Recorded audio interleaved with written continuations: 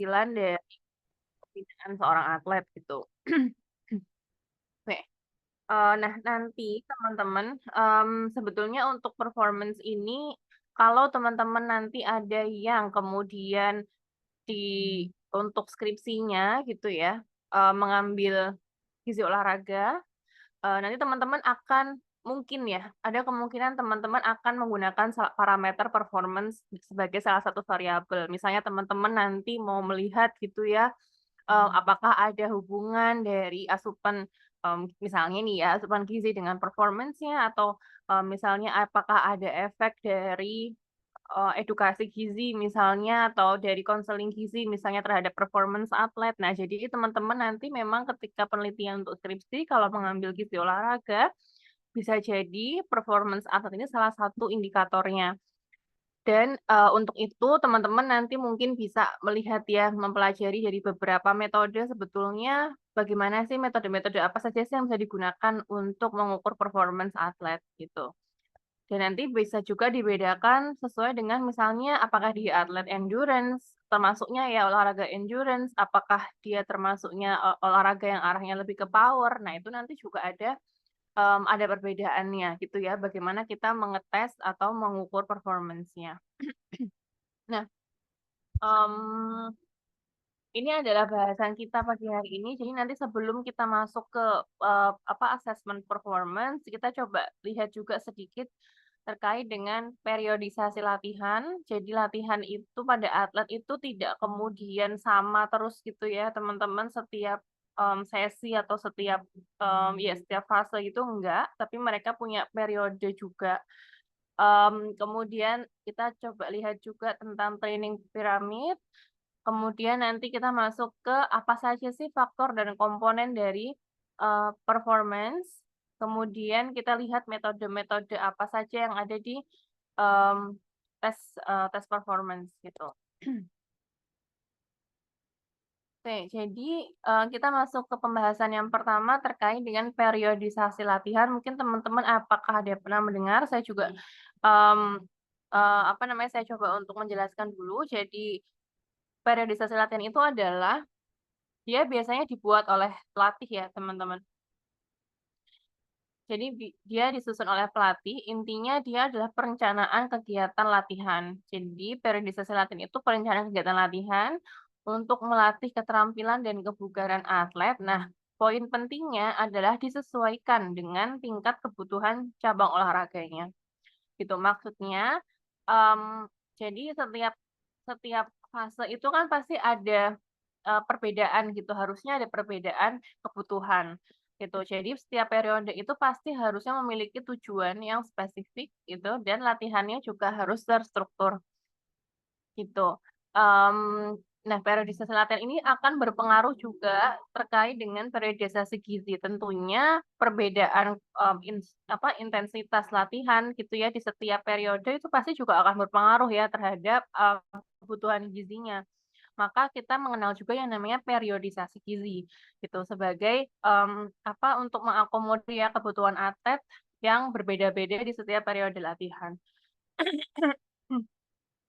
Nah, kemudian dari periodisasi gizi ini, maka bisa disusun ya oleh ahli gizi, diet plan atlet sesuai dengan kebutuhan pada fase latihannya, pada periode latihannya, gitu.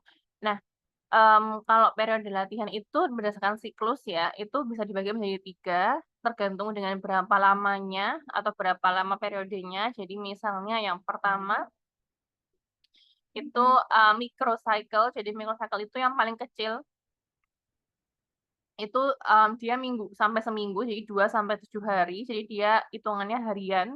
Kemudian ada yang sedang, jadi mesocycle. Mesocycle ini dia, hitungannya mingguan, jadi 3 sampai 6 minggu.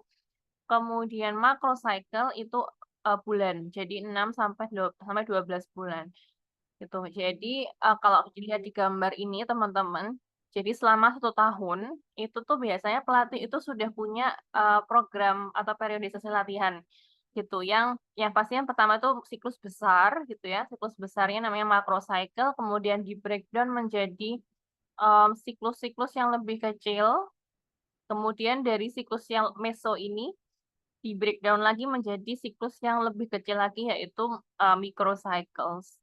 Kemudian nanti dari microcycles itu nanti baru diterjemahkan lagi ke dalam sesi ya. Jadi misalnya tadi kan kalau microcycle 2 sampai 7 hari. Jadi nanti di breakdown lagi misalnya kalau Senin latihannya apa, Selasa latihannya apa dan seterusnya. Gitu. Jadi setiap periode itu pasti berbeda. Misalnya di microcycles gitu ya, teman-teman. Di sini bisa jadi beda-beda juga nanti tujuan di setiap siklus yang mikro ini juga bisa beda gitu. Nah, ini contohnya. Jadi ini secara apa ya? Secara em, contoh gambaran lengkapnya ya, teman-teman. Jadi satu microcycle yang besar ya, siklus yang besar itu terdiri dari setidaknya tiga mesocycle. Jadi ada preparation, kemudian competition, dan juga transition gitu. Jadi untuk preparation sendiri itu persiapan sebelum kompetisi, kemudian nanti kompetisi berlangsung, kemudian nanti diakhiri dengan transisi. Jadi transisi itu setelah kompetisi berakhir. Preparation sendiri ada dua microcycle ya, siklus mikronya ada dua, bisa general preparation maupun spesifik. Jadi bedanya kalau general itu biasanya untuk tujuannya ya, itu untuk meningkatkan kebugaran misalnya, karena kan biasanya kan mereka atletnya misalnya mereka kembali dari recovery atau dari fase transisi. Biasanya kan ketika fase transisi ini kan dia lebih slowing down gitu ya. Jadi preparation ini adalah mempersiapkan atlet gitu ya untuk menghadapi rangkaian latihan yang utama gitu di general preparation. Kemudian masuk ke spesifik. Nah, spesifik ini sudah mulai lebih naik ya intensitasnya, kemudian sudah mulai sesuai dengan caburnya apa. Kemudian kalau setelah specific preparation kemudian masuk kompetisi. Nah, kompetisi ini juga bisa terbagi menjadi dua ya, misalnya early atau main competition. Kemudian di sini biasanya juga puncaknya, jadi puncak intensitas ya itu ada di kompetisi. Kemudian masuk ke transisi itu untuk recovery. Jadi misalnya ya untuk istirahat ya setelah kompetisi selama mungkin misalnya kompetisi selama 2 minggu misalnya ya itu kemudian ada recovery di sini. Itu. Oke. Nah, ini detailnya. Jadi kalau di fase persiapan ya tadi itu tujuannya adalah pengkondisian fisik atlet supaya dia siap menerima serangkaian program latihan.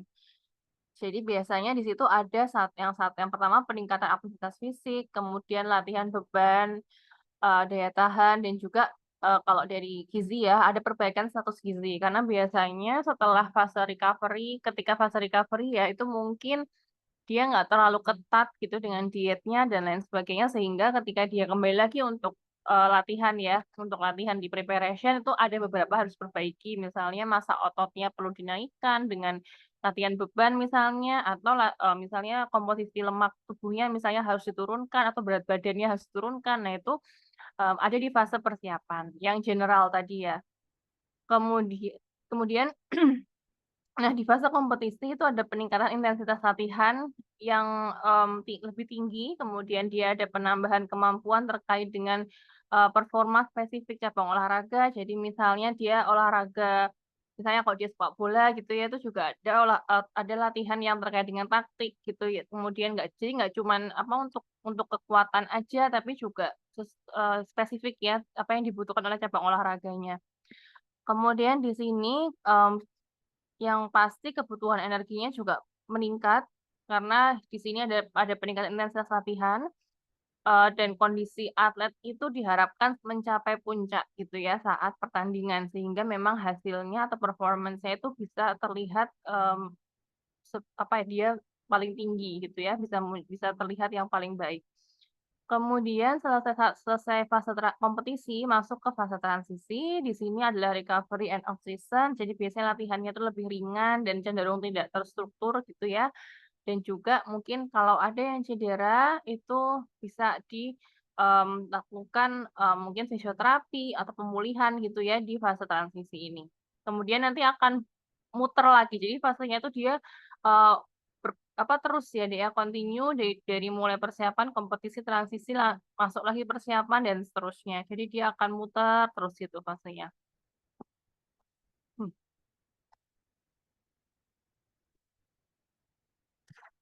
Ini adalah contoh periodisasi latihan yang lengkap. Jadi ini program yang lengkap saya berikan contoh di sini. Jadi misalnya di sini ya periodenya ada preparation phase, ada kompetisi, ada transisi gitu ya. Masing-masing ada berapa bulan di sini. Kemudian di bawahnya itu ada yang ada menu latihannya sendiri ya di sini. Misalnya dia berapa kali, kemudian berapa apa larinya berapa jauh dan seterusnya. Jadi di sini ada program-programnya yang sudah di breakdown juga. Kemudian, nah di sini ini tujuannya ya. Jadi misalnya nih untuk fase ini itu untuk meningkatkan anaerobic endurance, kemudian selanjutnya maximum speed dan seterusnya. Lalu ini untuk power training itu tujuannya apa yang ditonjolkan di siklus itu misalnya di periode tersebut itu juga sudah ada. Kemudian nanti akan di breakdown ke siklus yang kecil-kecil gitu. Jadi apa namanya? Ini contoh yang lengkap ya, teman-teman. Jadi lengkap program selama setahun gitu ya, kemudian um, dibuat di breakdown menjadi latihannya seperti apa. Tapi memang kalau ini kan kompetisinya kan ada beberapa olahraga yang kompetisinya itu setahun bisa beberapa kali ya teman-teman. Mungkin kalau teman-teman ngikutin badminton contohnya itu setahun itu mungkin dia bisa lebih dari 5 kali gitu ya. Jadi misalnya 2 bulan sekali itu dia bisa kompetisi. Nah, ya itu kita menyesuaikan juga nanti programnya juga akan menyesuaikan dengan itu, dengan apa, dengan kompetisinya berapa kali gitu. Perbedaannya adalah nanti fase transisi, fase preparationnya itu akan lebih kecil, lebih singkat gitu ya. Kalau misalnya setahun, misalnya ada beberapa kompetisi gitu. Oke, kemudian, nah ini contoh microcycle. Jadi kalau misalnya tadi sudah sampai di mikro ya, kemudian di breakdown harian. Nah seperti ini contohnya, misalnya um, match-nya misalnya hari Sabtu atau Minggu ada match gitu ya. Kemudian oke berarti trainingnya sudah diperiodisasi juga ya, sudah direncanakan misalnya hari Senin ke apa, hari Selasa apa dan seterusnya. Jadi ini contoh untuk membreakdown menjadi siklus per sesi gitu. Nah, kemudian kalau kita lihat dari penelitian gitu ya teman-teman, memang kenapa sih kok dibutuhkan periodisasi latihan, kenapa kok nggak dibuat ya udah gitu ya latihannya pokoknya ada latihan aja gitu, karena ternyata memang kalau kita lihat dari hasil meta analisis di beberapa penelitian itu menunjukkan bahwa periodisasi latihan itu memang dia paling baik ya untuk meningkatkan kekuatan otot gitu sampai 43% lebih tinggi kekuatan ototnya dibandingkan dengan atlet yang dia tidak mendapatkan periodisasi latihan gitu. Kemudian terkait dengan endurance, tadi kan resistance ya, teman-teman. Ini kan resistance ya. Kemudian kalau kita lihat yang endurance pun juga sama. Jadi peningkatan VO2 max-nya pun juga meningkat sampai 40% dibandingkan olahraga yang dia programnya tradisional ya, maksudnya tidak periodisasi gitu. Jadi memang kalau dilihat baik dari resistance, kekuatan ya maupun endurance itu semuanya berdampak positif.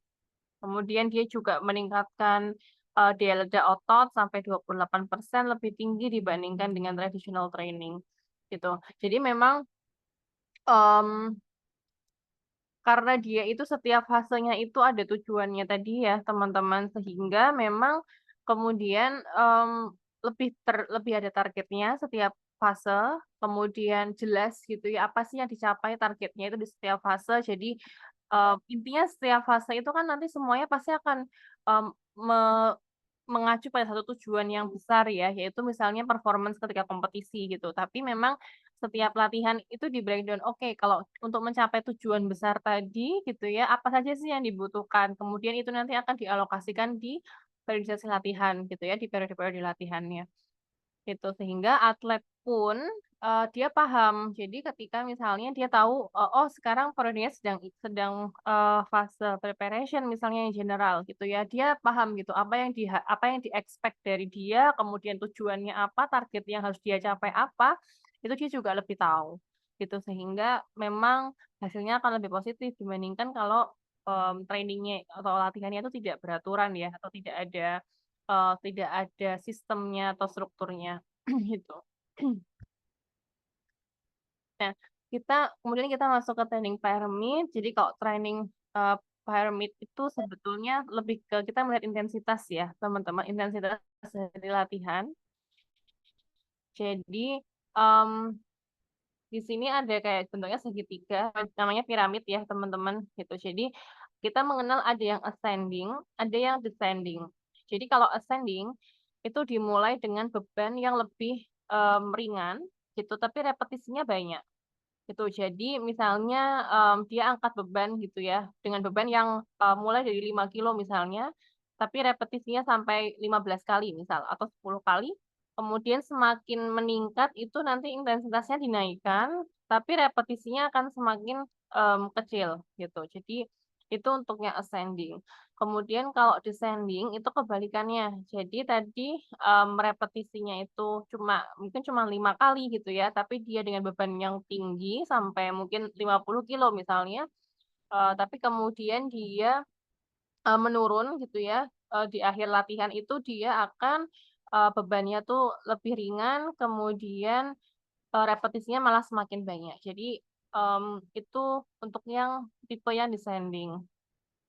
Gitu. Kemudian, ada juga yang misalnya dia, dua-duanya jadi kayak, dari ascending kemudian descending, jadi dia setelah dari mulai, bebannya rendah, kemudian repetisinya banyak, kemudian naik jadi bebannya tinggi tapi repetisinya sedikit, tapi kemudian dia, jadi full cycle ya, dia kemudian descending juga, sampai di akhir itu nanti dia kembali lagi ke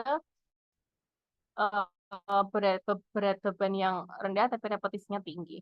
Ada juga yang seperti itu. Jadi, itu untuk satu siklus ya, satu sesi latihan itu ada beberapa tipe seperti ini, ada ascending, descending, maupun, ascending dan descending. Nah, ini contohnya teman-teman. Jadi kalau misalnya, di bawah ya, yang paling bawah ini dia intensitasnya masih di maksimal 80%, tapi dia repetisinya banyak, sampai 10 kali. Kemudian semakin ke atas kita lihat ya intensitasnya dia semakin, meningkat, tapi repetisinya dia semakin turun. Jadi ini contoh kalau tadi ascending. Nah kebalikannya kalau descending ya berarti dia dari atas ya, jadi dari intensitas yang tinggi, kemudian menurun sampai di intensitas yang rendah, kemudian repetisinya banyak, gitu. Jadi ini contoh untuk kayak training, piramid. Oke, kemudian kita masuk ke performance sekarang.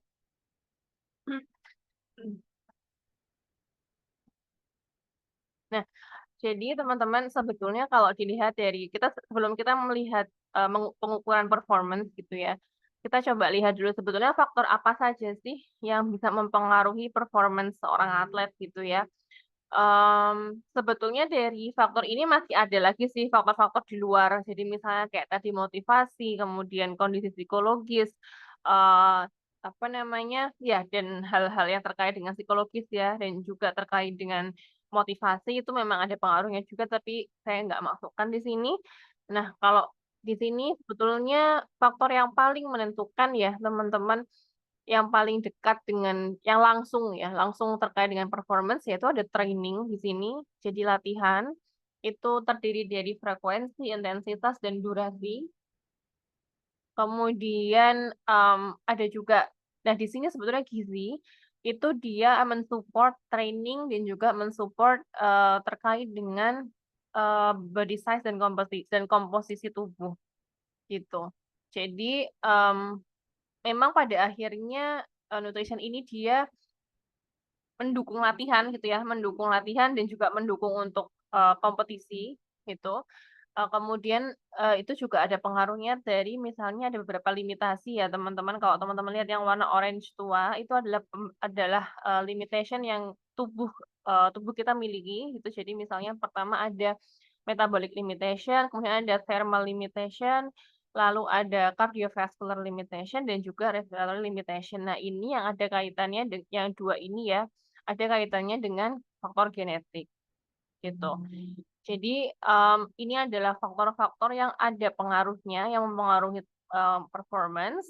Yang paling besar pengaruhnya yaitu adalah training dan juga gizi ya di sini itu sangat mempengaruhi performance.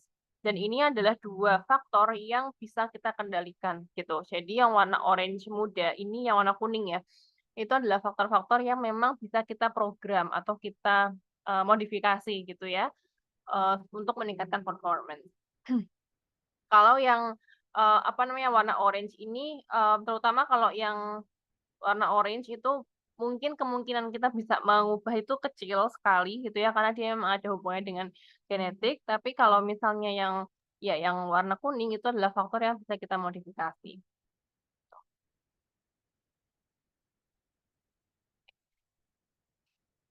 Kemudian kalau kita melihat area of assessment, jadi apa saja sih sebetulnya area-area yang bisa mmm, diukur gitu ya, yang kaitannya dengan performance, itu yang pertama ada antropometri dan komposisi tubuh. Kemudian area yang kedua terkait dengan flexibility dan keseimbangan ya. Jadi fleksibilitas tubuh, kelenturan tubuh, dan juga balance atau keseimbangan. Kemudian agility dan sprinting, jadi ini kaitannya dengan kelincahan. Agility itu lincah ya teman-teman. Jadi kelincahan dan kecepatan, lalu power, di sini kekuatan, kemudian di sini terkait dengan ketahanan dan kekuatan otot. Lalu yang terakhir adalah cardiorespiratory fitness atau bisa kita sering kali kita lihat dalam bentuk VO2 max gitu ya. Jadi ini adalah area-area yang bisa kita ukur ketika kita mau melihat performance atletnya seperti apa. Nah, kemudian nah, ini contohnya kalau kita bisa sih melakukan beberapa pengukuran ya untuk melihat. Ini contoh apa namanya eh, perencanaan ya, rencana untuk assessment. Jadi misalnya di sini jika dikombinasikan dengan pemeriksaan fisik seperti yang saya sampaikan sebelumnya, misalnya ada pemeriksaan fisik, kemudian ada biometric measures, nah kemudian ada anthropometric measures, jadi bisa mengukur anthropometri di sini. Lalu misalnya kita mau melihat movement, itu juga bisa. Kemudian mau melihat endurance dari otot, muscular endurance, kemudian cardiorespiratory fitness, dan performance test misalnya. Jadi ini contoh ketika kita membuat perencanaan untuk assessment apa performance gitu. Tapi memang besok ketika teman-teman mungkin nanti untuk skripsi ya, mungkin performance-nya yang diukur nggak sebanyak itu juga metodenya gitu ya, nggak selengkap ini. Mungkin hanya satu atau dua. Kalau misalnya teman-teman besok untuk skripsi misalnya fokus pada atlet endurance, misalnya bisa kita ambil cardiorespiratory fitness aja. Kemudian kalau misalnya dia atlet yang memang cabur-cabur yang dia menggunakan apa sistemnya adalah resistance gitu ya, kita bisa mengukur untuk muscle endurance misalnya gitu. Jadi jenis metodenya itu nanti akan sangat tergantung dengan caburnya apa gitu.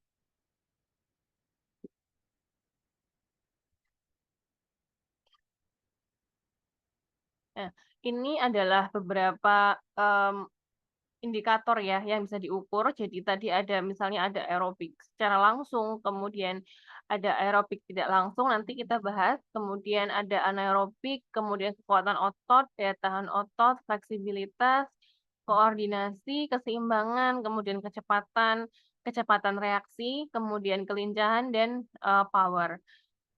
Lalu tujuannya apa ya? Jadi sebetulnya apa sih tujuan kita melakukan pengukuran performa? Yang pertama ya tentunya kita mau melihat ya, mau melihat kekuatan dan kelemahan atlet kita tuh seperti apa. Gitu. Jadi area mana yang mungkin dia kuat, area mana yang mungkin dia masih lemah dan perlu ditingkatkan.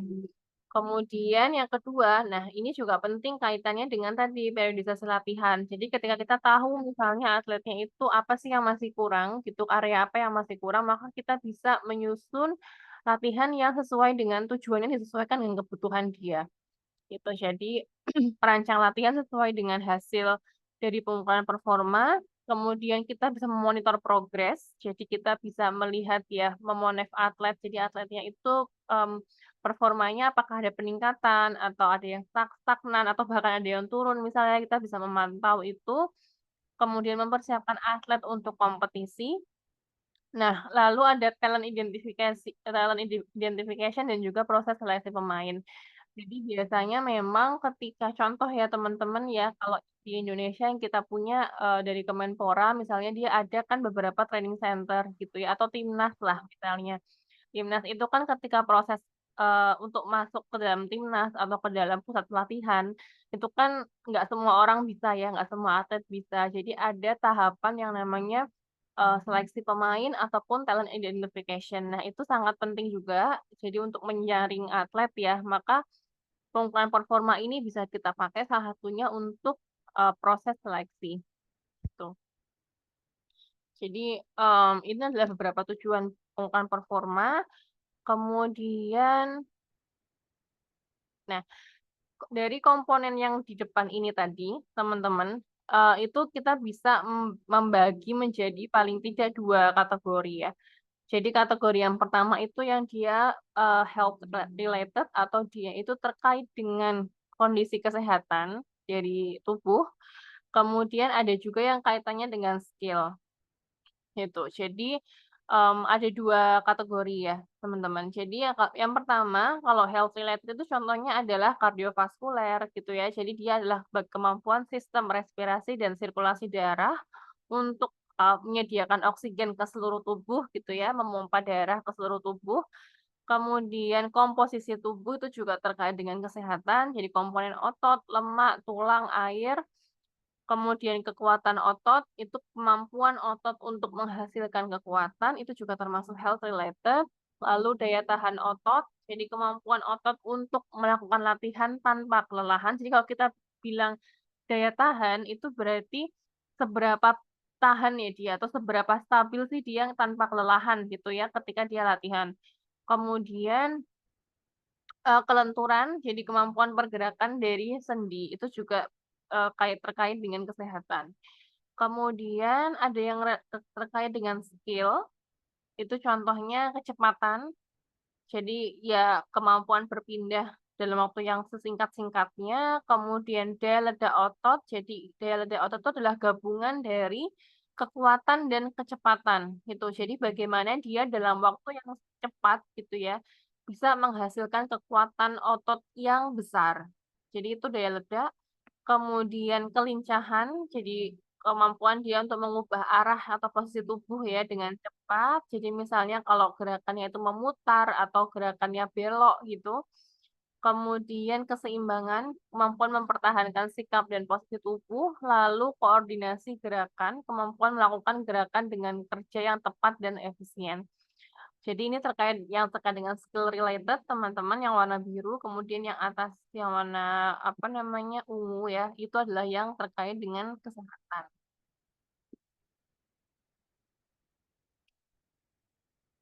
Kemudian kalau kita lihat dari berbagai cabang olahraga, di sini tiap olahraga itu dia tidak sama ya teman-teman, tergantung dengan karakteristiknya. Jadi ada olahraga-olahraga yang dia sangat mementingkan komponen tertentu, tapi ada komponen lainnya yang tidak terlalu penting. Misalnya, misal di sini contoh baseball gitu ya. Dia itu aspek yang sangat penting adalah power dan strength gitu. Kemudian ada aspek yang kurang penting yaitu yang angka 3 anaerobik. Jadi di sini dia kurang penting. Kemudian ada juga misalnya basketball ya, jadi kita lihat ya, jadi ada aspek yang dia sangat penting, tapi juga ada yang kurang penting. Nah, itu tergantung dengan tadi ya, dengan apa namanya, karakter dari olahraganya seperti apa. Gitu. Kemudian kita lanjutkan ke kita masuk ke pengukuran gitu ya, pengukuran performance. Jadi ketika teman-teman melakukan apa, pengukuran assessment performance, itu ada beberapa hal yang harus kita sampaikan ke atlet ya. Biasanya kita harus mengkondisikan atlet. Jadi yang pertama kita memastikan bahwa kondisi atlet itu sehat. Nah, ini harus hati-hati teman-teman karena kadang-kadang sehat ini termasuk juga dengan cedera. Jadi pastikan atlet itu tidak cedera ketika dia melakukan pengukuran performa. Kenapa? Karena yang pertama eh, pasti hasilnya tidak akan maksimal, gitu ya. Yang pertama itu, dan yang kedua malah ada resiko semakin parah cederanya kalau dia masih belum pulih ya dari cedera gitu. Jadi memastikan kondisi sehat itu bukan hanya dia tidak sedang sakit em, batuk pilek lah atau apa gitu ya, tapi juga termasuk cedera di sini. Kemudian kita memastikan juga bahwa malam sebelum latihan itu, sebelum pengukuran performa itu dia istirahat yang cukup gitu. Jadi memang idealnya teman-teman dilakukannya pagi-pagi gitu. Jadi dilakukan pagi-pagi setelah dia semalam misalnya sudah istirahat. Dilakukan pagi-pagi biasanya mungkin sekitar 2 jam setelah dia sarapan gitu ya. Itu adalah waktu yang ideal gitu. Kemudian tidak melakukan aktivitas fisik yang menimbulkan kelelahan. Jadi biasanya memang sebelum pemeriksaan itu tidak ada latihan yang berat ya gitu. Kemudian, nah ini ya makan 2,5 jam sebelum pengukuran, kemudian tes dilakukan pada memang pagi dan sore hari. Memang sore hari juga bisa sih, cuman takutnya kan nanti dia pagi sampai sore itu sudah ada aktivitas ya, gitu. Sehingga em, khawatirnya nanti dia sudah ada kelelahan. Kemudian tidak merokok, mengkonsumsi minuman yang mengandung alkohol, kafein, dan suplemen. Jadi suplemen ini juga penting ya, karena ada beberapa suplemen yang dia ada efek memboost performance. Jadi kita harus cek juga mereka tidak boleh ada konsumsi suplemen yang bisa meningkatkan performance. Gitu. Jadi prerequisites ini penting untuk kita jelaskan kepada atlet, kemudian kepada pelatihnya juga. Jadi besok misalnya teman-teman em, untuk skripsinya misalnya gitu ya, melakukan pengukuran performance pada atlet gitu. Nah, kondisi-kondisi ini harus disampaikan kepada pelatihnya maupun pada atletnya juga. Gitu. Tapi biasanya kalau pelatih mereka sudah tahu sih kalau misalnya mau ada tes kebugaran itu mereka sudah tahu apa saja yang harus dikondisikan, pelatih biasanya sudah tahu gitu. Jadi kita harus menekankan atau mengingatkan saja gitu. Nah, kita masuk ke metode teman-teman. Em, saya mau memulai dengan eh, direct aerobic test. Jadi ini pengukuran untuk VO2 max atau untuk cardiorespiratory fitness ya. Namun settingnya tuh di laboratorium gitu. Jadi memang kalau di laboratorium itu settingnya seperti teman-teman lihat di sini ya gambar. Jadi bisa menggunakan treadmill ataupun sepeda yang ergocycle seperti ini juga bisa. Jadi biasanya kita menggunakan kalau nggak treadmill ya sepeda sepeda statis ya seperti ini. Kemudian di sini disambungkan dengan metabolic chart namanya. Jadi alatnya adalah treadmill atau sepeda statis, kemudian metabolic chart yang sebelahnya ini satu set lengkap, kemudian ini untuk mengukur VO2 max gitu ya secara langsung. Jadi kita bisa melihat berapa total oksigen yang mampu didistribusikan dan dimanfaatkan oleh atlet gitu ya ketika dia sedang melakukan aktivitas fisik gitu. Jadi kita lihat VO2 max-nya. Kemudian untuk caranya atau apa namanya metodenya, prosedurnya gitu ya. Jadi memang nanti atletnya akan dipasang dengan mask seperti ini. Kenapa? Karena memang kita mau melihat em, respiratory gas exchange-nya gitu ya. Jadi kita mau melihat exchange antara gas O2 dan CO2 gitu. Kita mau melihat itu, kemudian kita disambungkan langsung ke metabolic chart. Jadi kita bisa eh, memonitor ya teman-teman itu bahkan setiap beberapa detik sekali itu bisa kita monitor. Jadi misalnya dia pertukaran gasnya seperti apa, kemudian kita bisa memonitor heart rate-nya juga, denyut jantungnya juga kita bisa monitor di layar di monitor ini gitu. Kemudian biasanya kita akan meminta atlet untuk ya mengayuh sepeda statis ya, atau misalnya kalau pada treadmill ya dia lari gitu ya. Kemudian biasanya kita kasih beban. Nah, beban ini biasanya dia akan bertahap. Jadi kalau misalnya menggunakan sepeda statis, itu kita bisa menggunakan, kita kasih beban, kemudian kita tingkatkan. Itu namanya adalah submaximal test gitu. Jadi kita tingkatkan sedikit-sedikit bebannya, nanti atlet itu akan eh, apa namanya melakukan tes sampai dia merasa lelah gitu ya. Jadi sampai dia tidak sanggup lah untuk melanjutkan tesnya lagi. Jadi kalau sudah tidak sanggup, maka kita bisa hentikan gitu. Kemudian nanti kita bisa analisis dari hasil yang terrecord gitu. Jadi ini adalah metode yang direct aerobic test. Memang ini termasuk yang paling apa ya, paling baik ya teman-teman untuk melihat cardiorespiratory fitness. Cuma memang tadi kelemahannya adalah dia harus di laboratorium. Kemudian alat-alatnya juga cukup advance gitu ya, jadi membutuhkan apa namanya orang yang memang dia paham untuk mengoperasikan ini. Kemudian juga apa untuk protokolnya juga kita harus harus tahu gitu ya bagaimana mengoperasikannya.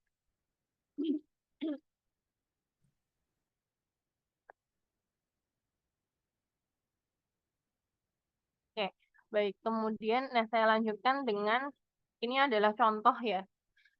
Kebetulan dulu waktu S2 saya sempat untuk tesis ya waktu itu memang saya mengukur cardiorespiratory fitness gitu. Jadi saya pernah melakukan itu metode seperti ini tadi. Jadi yang direct aerobic test.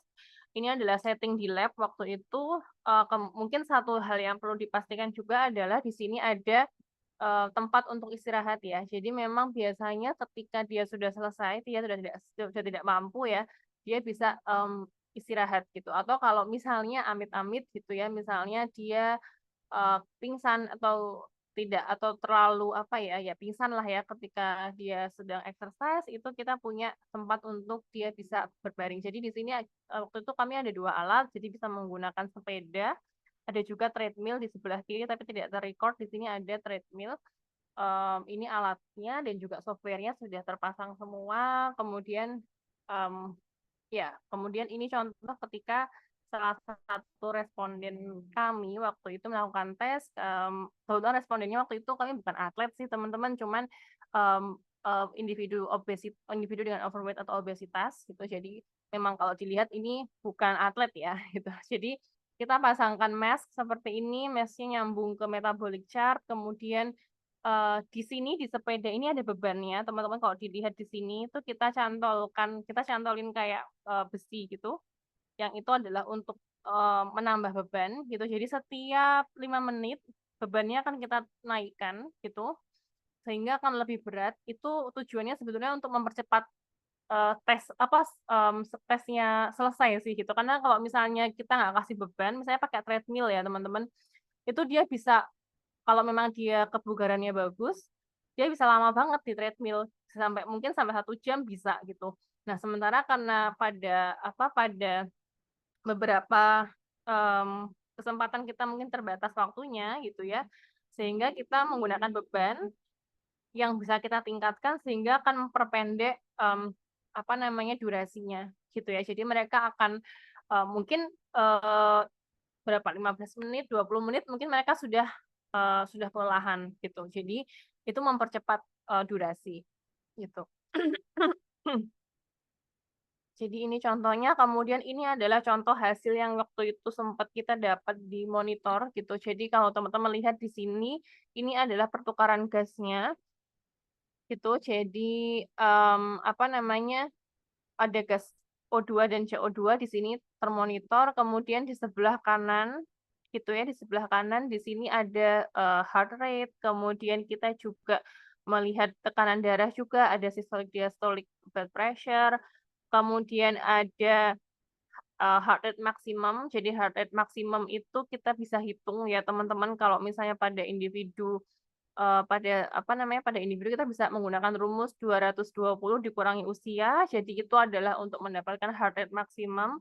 Nah, biasanya ketika tes seperti ini, kita akan menghentikan tesnya ketika misalnya atletnya udah nggak mampu ya, atau ketika dia sudah mencapai sekitar 85% dari heart rate maksimum, gitu. Jadi kita memang nggak berani, apa, tes sampai mereka sampai 100% heart rate tuh nggak berani karena resikonya tinggi, gitu. Jadi biasanya kita membatasi sampai di sekitar 80-85% dari heart rate maksimum. Jadi kalau misalnya heart rate maksimumnya dia itu 200 gitu ya, berarti kita akan hentikan tesnya ketika dia sudah mencapai sekitar berapa, 160 ya, atau 165, per menit gitu. Itu kita hentikan di situ, gitu. Karena, kita nggak mau, apa namanya, nggak mau ada resiko-resiko yang bahaya juga ya untuk atletnya, kemudian kita berhentikan ketika sudah mencapai 85% heart rate maksimumnya,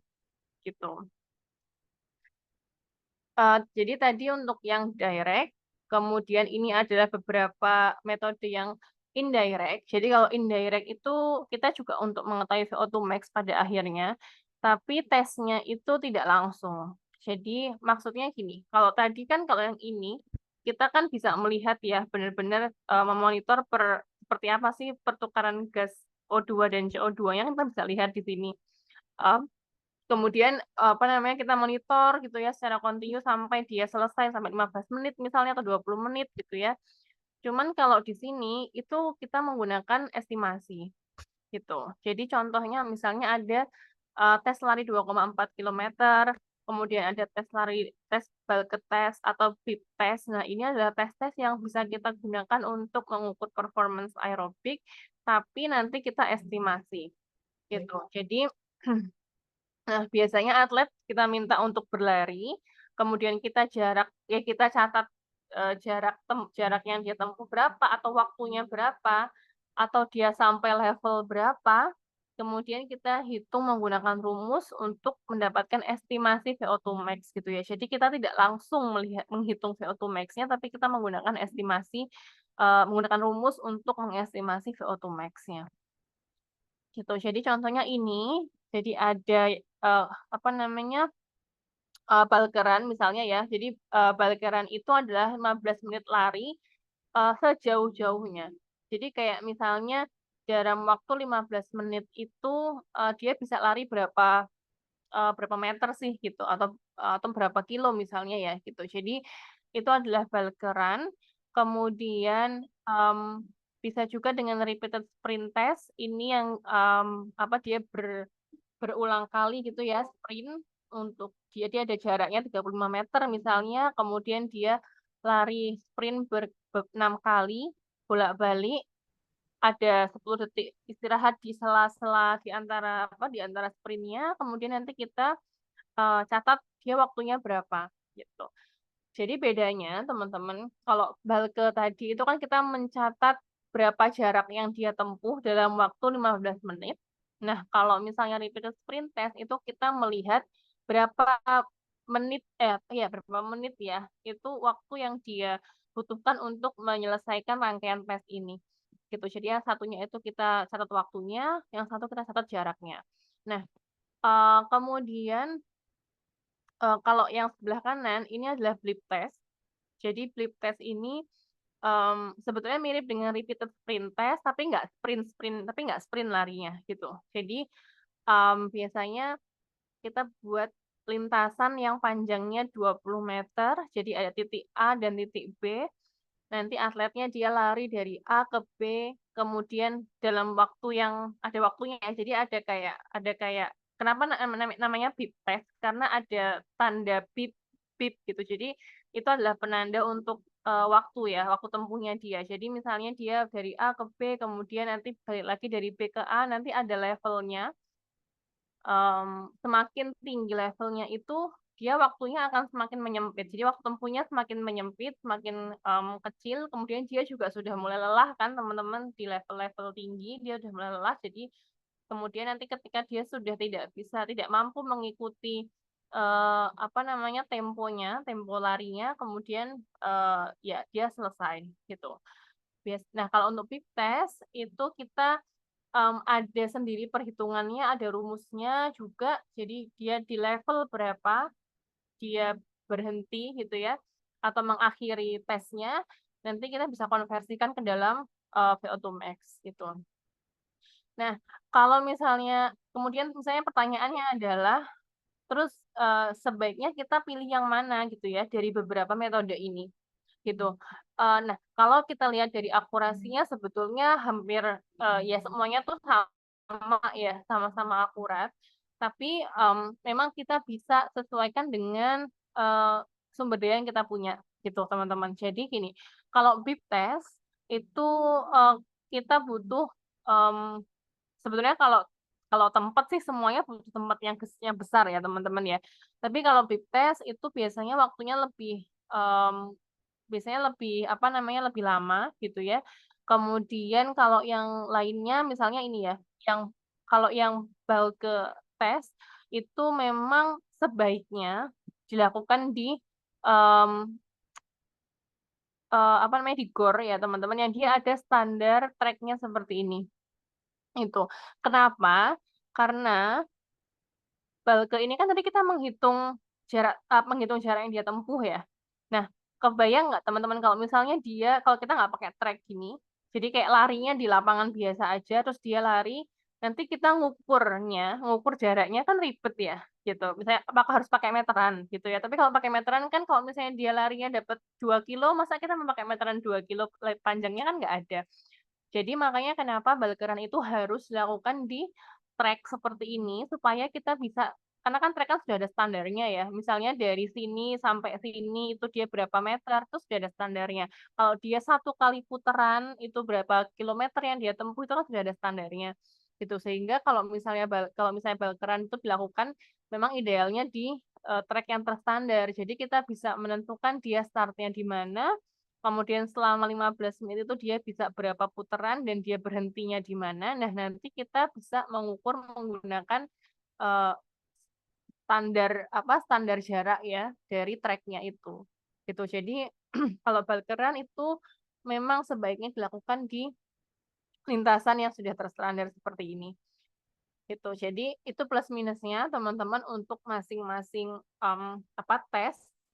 Kalau yang repeated sprint test ini sebetulnya relatif lebih mudah juga sama dengan bip test. Jadi dia membutuhkan jarak yang lintasannya panjang ya 35 meter. Kemudian tapi kalau untuk waktu kurang lebih sama sih dengan bip test gitu ya. Jadi dia mungkin lebih cepat malahan kalau repeated sprint test karena dia cuma 6 kali sprint ya. Karena kalau bip test ini kalau atletnya itu memang dia kebugarannya bagus, pasti dia bisa sampai level 10 misalnya atau 11 gitu ya, itu bisa sampai level segitu. Kalau dia memang kebugarannya bagus ya, gitu. Jadi itu biasanya bisa lama juga kalau pada atlet-atlet yang dia kebugarannya bagus. Gitu. Jadi ini kalau misalnya besok teman-teman mau mengukur secara endurance atau VO2 max ya, output-nya itu bisa menggunakan tes 3 ini untuk yang indirect atau tadi ya kalau mau direct dan ada alatnya tadi pakai yang di laboratorium tadi, yang seperti ini, gitu. Oke. Nah, kita lanjutkan ke hasil. Jadi ini adalah kategorinya ya, teman-teman. Jadi tadi kan setelah diukur menggunakan beberapa metode, kita bisa konversikan ke dalam VO2 max, kemudian kita bisa masukkan ke kategori ini, gitu. Jadi dia termasuknya very poor, poor, fair, good, excellent, atau superior. Jadi ini adalah VO2 max dari atletnya. Nah, satu hal lagi teman-teman, VO2 max itu sangat relatif terhadap berat badan. Jadi kalau teman-teman lihat di sini untuk satuannya itu adalah mililiter per kilogram per menit gitu. Jadi ada kilogram berat badan gitu. Jadi memang sangat-sangat relatif terhadap berat badan. Kalau berat badannya itu lebih tinggi, otomatis pasti VO2 max-nya akan lebih rendah gitu. Jadi dia relatif terhadap berat badan. Mmm, nah, selanjutnya kalau tadi kita sudah membahas untuk yang endurance, kita beralih ke kekuatan otot. Jadi kekuatan otot itu ada beberapa yang kita bisa gunakan tesnya. Jadi misalnya pertama adalah tes kekuatan genggam, teman-teman pernah melakukan ini ketika PSG ya waktu itu. Jadi itu memang salah satu apa namanya metode juga untuk mengukur kekuatan otot. Jadi tes kekuatan genggam menggunakan alat hand grip dynamometer. Memang kalau misalnya menggunakan ini kita hanya mengukur spesifik pada kekuatan otot lengan gitu ya. Jadi yang ekstremitas atas gitu. Kemudian ada juga tes tarik dorong, jadi ada alat dinamometer juga, tapi dia modelnya ditarik gitu ya, push and pull, kemudian ada bebannya juga di situ. Kemudian yang ketiga adalah tes kekuatan punggung. Nah, kalau ini kita bisa mengukur dari lengan dan juga kaki ya. Itu jadi sama sih sebenarnya prinsipnya kita minta atletnya untuk menarik ya. Untuk menarik, tuas seperti itu, kemudian berapa beban yang bisa dia, tarik itu kita jadikan hasilnya, gitu. Kemudian nanti memang semuanya akan dikonversikan sih dalam sebuah tabel untuk melihat, kekuatan dia seberapa besar, gitu. Lalu metode lain yang bisa dilakukan juga adalah pull up dan chin up, ini juga untuk daya tahan otot ya. Jadi dia misalnya berapa kali dia bisa melakukan, pull up maupun chin up dalam kurun waktu tertentu, jadi kita batasi ya, misalnya dalam 1 menit dia bisa berapa kali, kemudian nanti kita akan konversikan dengan menggunakan tabel untuk melihat performanya seperti apa. Lalu ada juga pengukuran fleksibilitas gitu ya, jadi untuk melihat kelenturan tubuh. Nama tesnya adalah sit and reach test, jadi kita melihat fleksibilitas badan dan sendi panggul untuk menggunakan alat bangku dan lantai yang rata. Jadi posisinya seperti ini, nanti atletnya dia harus meraih apa yang bagian atas ini tangannya di sini, kemudian dia mendorong. Sebentar.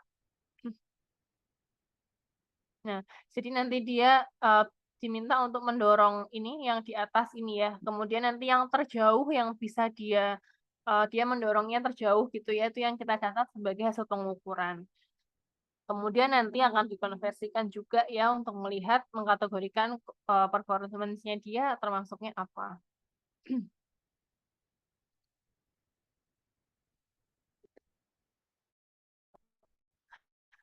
Kemudian selanjutnya adalah pengukuran koordinasi. Jadi kalau ini lebih ke arah skill ya teman-teman.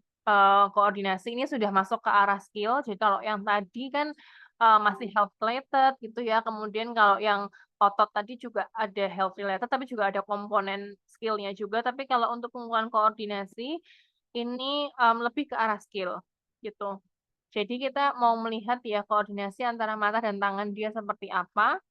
Nanti kita minta atletnya untuk melempar pada sasaran, jadi sudah ada sasarannya di tembok gitu ya, kemudian kita minta mereka untuk melempar ke sasaran lalu ditangkap gitu.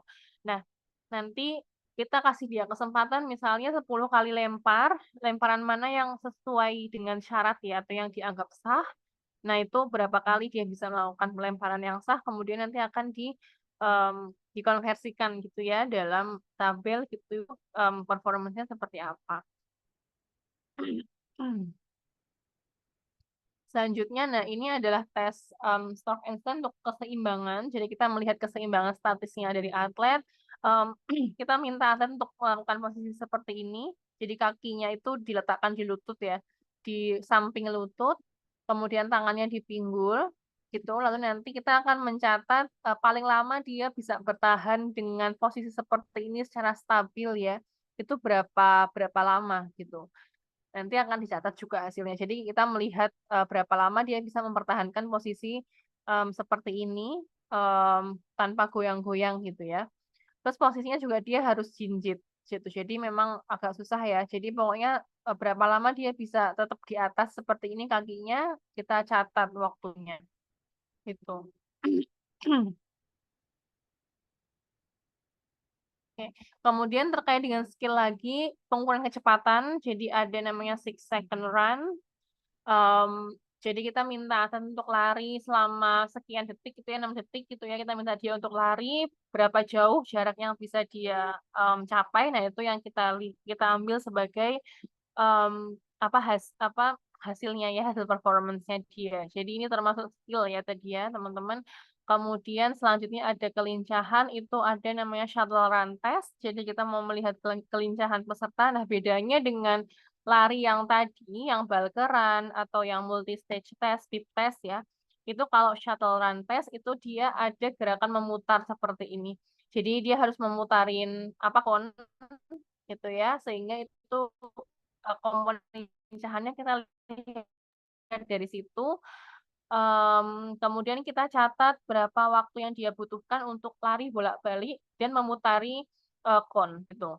Jadi tentunya kalau semakin cepat itu semakin bagus ya. Artinya ketika dia harus berpindah haluan seperti ini, dia bisa cepat gitu. Jadi semakin lincah. Hmm. Tuh. Kemudian tes yang selanjutnya adalah pengukuran power gitu. Jadi ini metode yang digunakan adalah vertical jump test. Posisinya seperti ini. Jadi kita mau melihat daya ledak ototnya seperti apa dengan cara kita minta atlet untuk lompat tegak lurus ke atas, tapi kita berikan semacam beban ya. Kita tahan dengan tali seperti ini gitu. Jadi kita minta mereka untuk lompat gitu. Kemudian nanti skor tertinggi, lompatan tertinggi itu yang kita nilai gitu ya, atau ya kita lihat sebagai hasil performance-nya adalah seberapa tinggi dia bisa lompat gitu. Jadi biasanya memang dia kayak kita biasanya tuh melakukannya di dekat tembok teman-teman, kalau yang memudahkan ya gitu ya. Kita pakai tembok, kemudian kita minta atlet untuk dia lompat, kemudian tangannya itu meraih tembok, kemudian raihan yang tertinggi. Nah itu biasanya kita hitung hasil yang kita hitung sebagai performance dia gitu. Jadi ini untuk mengukur power daya ledak ya.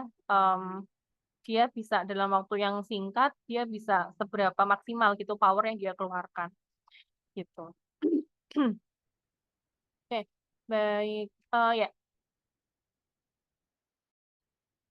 Nah, itu teman-teman untuk beberapa materi yang bisa saya sampaikan pagi ini. Sebetulnya saya ada beberapa link video untuk kalau teman-teman misalnya mau melihat ya seperti apa sih tesnya dilakukan. Jadi tadi misalnya ada beberapa tes yang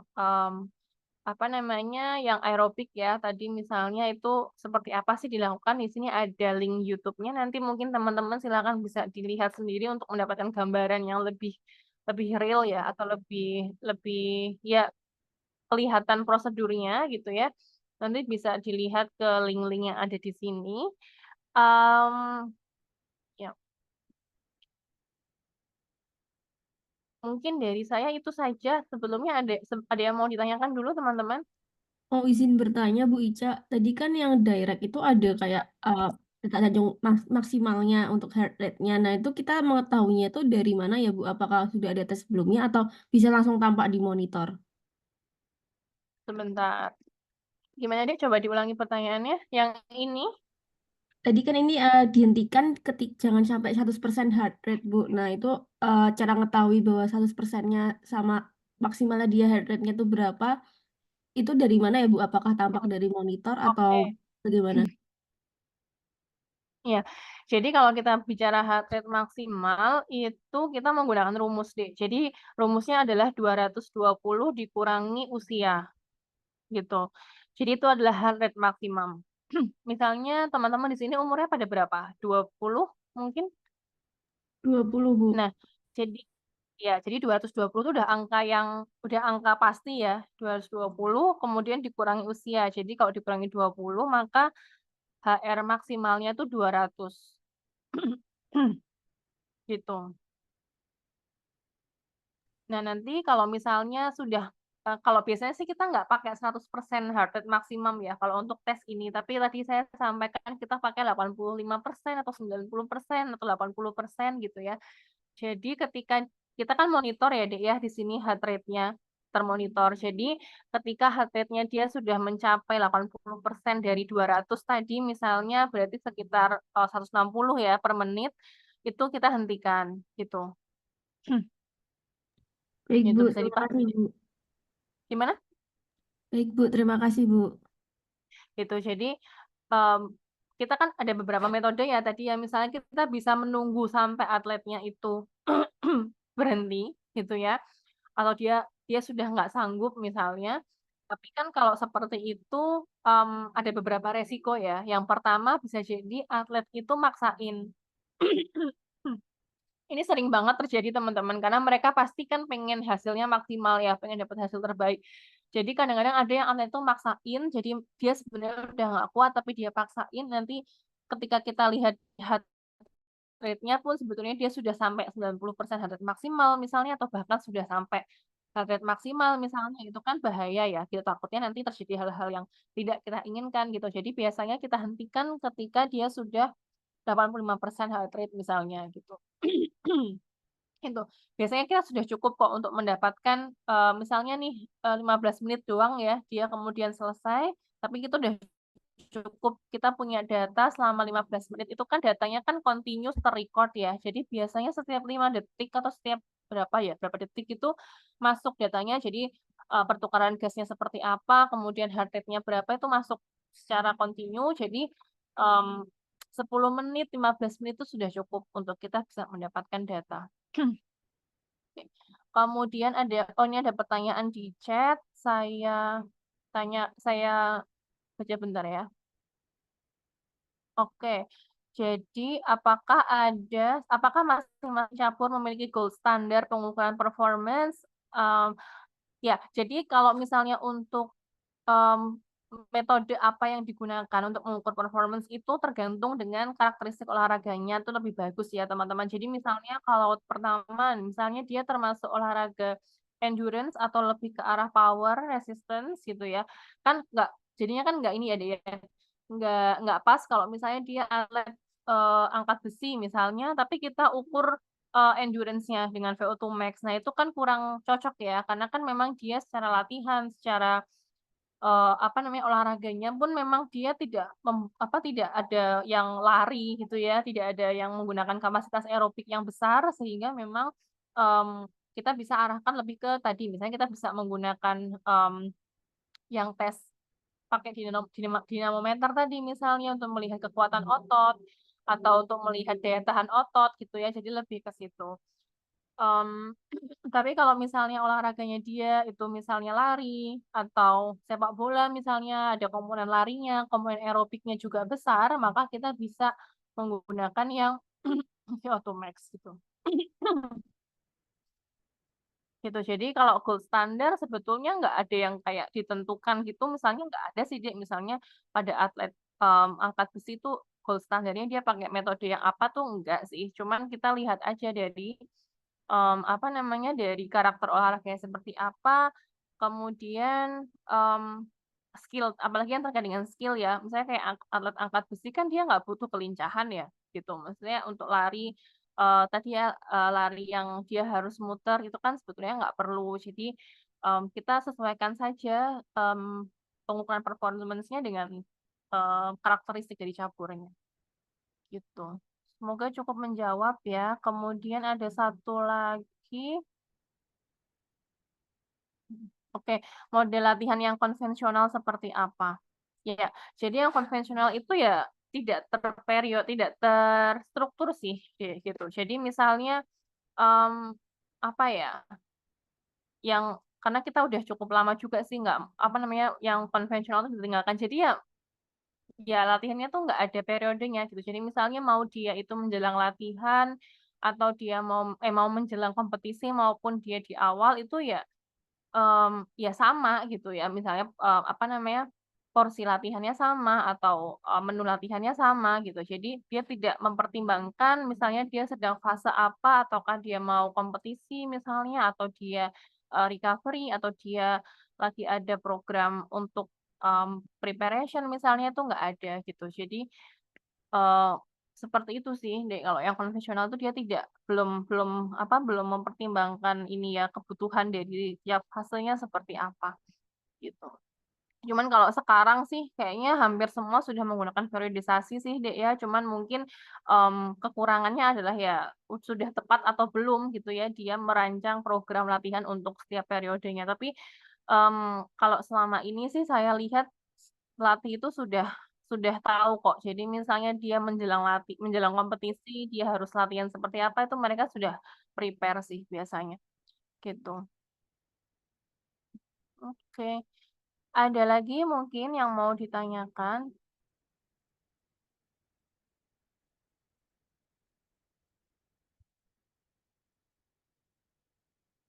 Oke, baik. Mungkin sudah cukup, teman-teman. Oke. Baik, kalau sudah cukup mungkin bisa kita tutup saja teman-teman untuk perkuliahan pagi hari ini. Mmm, Terima kasih banyak teman-teman atas partisipasinya, atas hadirnya pagi hari ini. Semoga tadi yang di-share bisa bermanfaat untuk teman-teman nanti ke depannya. Biasanya sih ketika skripsi ya, kalau teman-teman ambil olahraga kemudian mau mengukur performance, insya Allah pasti akan terpakai tadi beberapa materi tadi untuk pertimbangan teman-teman, besok. Memang masih ada juga sih teman-teman beberapa teknik pengukuran selain yang tadi saya sebutkan, tadi hanya contoh ya. Cuman itu tadi cukup, apa ya, tadi itu yang saya sampaikan adalah contoh-contoh yang sering digunakan, gitu. Jadi, teman-teman kalau misalnya pengen tahu yang lainnya juga silahkan bisa browsing ya untuk metode-metode lainnya, boleh, silahkan. Kalau dari saya yang bisa saya sampaikan, saya tutup ya semuanya, terima kasih banyak. Wassalamualaikum warahmatullahi wabarakatuh. Makasih Bu Ica. Ya. Terima kasih Bu Ica.